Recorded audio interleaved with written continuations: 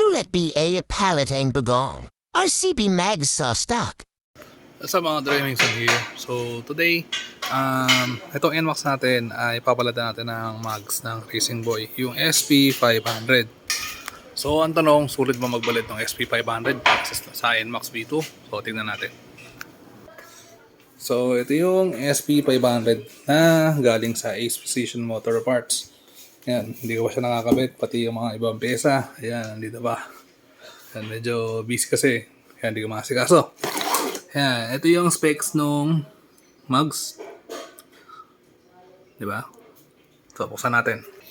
So, pagbukas mo na itong box, meron siyang kasamang sticker dito. Tapos, wala ka namang ibang makikita rito, kundi yung mugs na mismo. Ayan.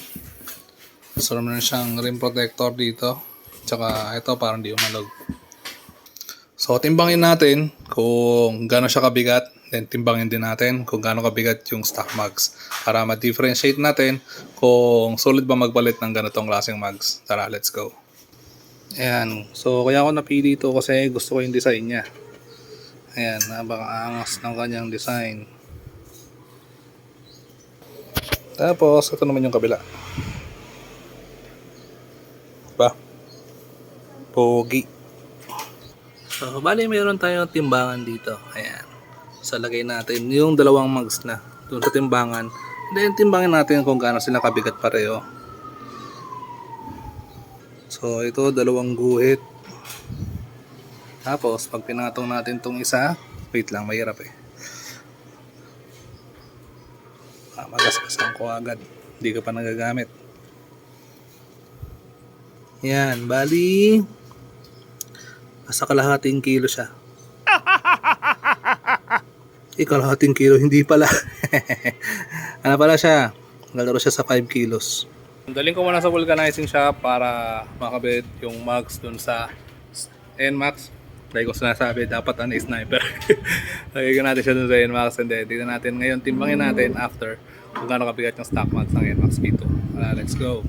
So yun, napalitan ko na yung mugs. At sukatin naman natin o timbangin naman natin kung gaano kabigat yung stock mugs. Yung stock mugs, tabas muna natin. Okay. Lagay na natin dito. Abya. Yan. Tapos patong natin. Uy. Okay. Wala. Teka lang. Hirap eh. Okay. Yan. Dalawa na. Isang paras na mugs na. At ang timbang ay nasa halos 6 kilos. Very very minimal yung nabawas doon sa timbang compared dun sa RCB na mugs. Ayan. So ito na yung itsura. Ayan. Front mugs. Ito naman yung rear mugs. Ayan. Angas. Oh yeah. Pogi. So ang tanong, sulit ba siya? So para sa akin, kung budget meal ka o nagtitipid ka, hindi siya sulit. Kung lalo na kung aesthetic lang ang pagbabasihan mo, hindi siya sulit para sa akin. Pero kung masaya ka naman at gusto mo yung forma ng bagong mugs ng RCB, sulit siya. Hiningal ako doon. So yun. Pero para sa akin, sulit naman siya kasi masaya ako at saka gusto ko yung itsura ng mugs. And at the same time, imbis na iparepaint ko yung stock mugs kasi gusto ko black na kulay ng mugs. Yun, nagpalit lang tayo ng RCB na black mugs, di ba? Pogi pa. So para sa akin, mas gusto ko yung itsura na to compared dun sa stock. Kaya pinalitan ko siya ng RCB.